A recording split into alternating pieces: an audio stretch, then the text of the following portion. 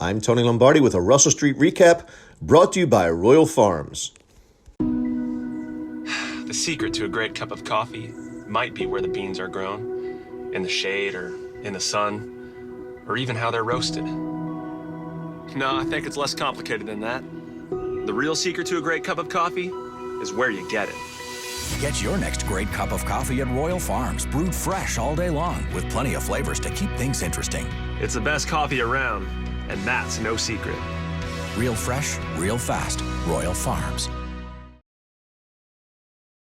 The progress Lamar Jackson made from his rookie season to his sophomore season as the de facto starter of the Baltimore Ravens was, in a word, remarkable.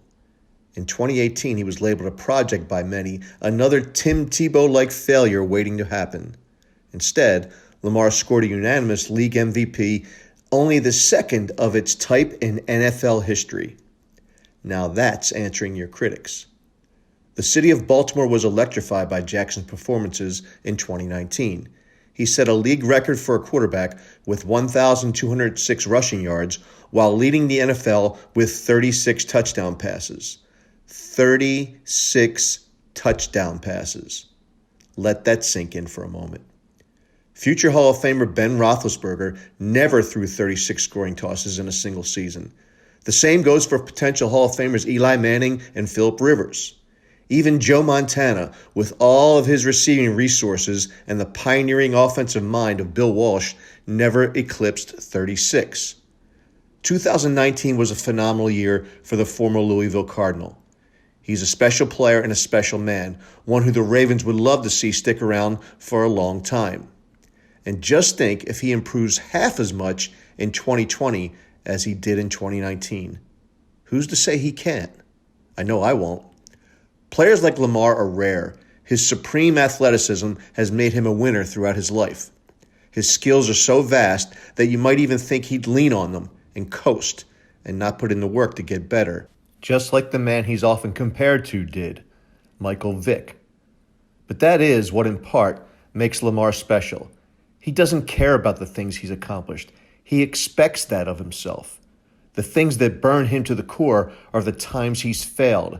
His steely-eyed conviction is aimed at correcting those mistakes and developing consistencies that will prevent their reoccurrence. So don't be surprised if 2020 is an even better season for Lamar. And it's that thought, that possibility, that has some fans wondering why the Ravens don't lock him up now with a record-setting contract extension. Proponents of a 2020 extension wonder aloud, the cap space is there, get it done today, because the price to keep Lamar will only go up. If Lamar's 2019 matches his 2020 or better, clearly his asking price will go up. But there's two reasons why you don't extend him today. Even if you could extend him today, why not reap the rewards of a player playing well beyond the level of his contract and use the available cap space in 2020 to help fill in weaknesses around him and/or to retain the nucleus of the team? And yes, I did say, even if you could. The fact is, the Ravens can't extend Lamar now. Article 7, Section 3, Paragraph K of the current NFL Collective Bargaining Agreement states that a rookie contract for a drafted rookie may not be renegotiated, amended, or altered in any way until after the final regular season game of the player's third contract year. Next year at this time, the story changes. But for now, all of you campaigning for an extension this season, pump the brakes. It can't and it won't happen. I'm Tony Lombardi.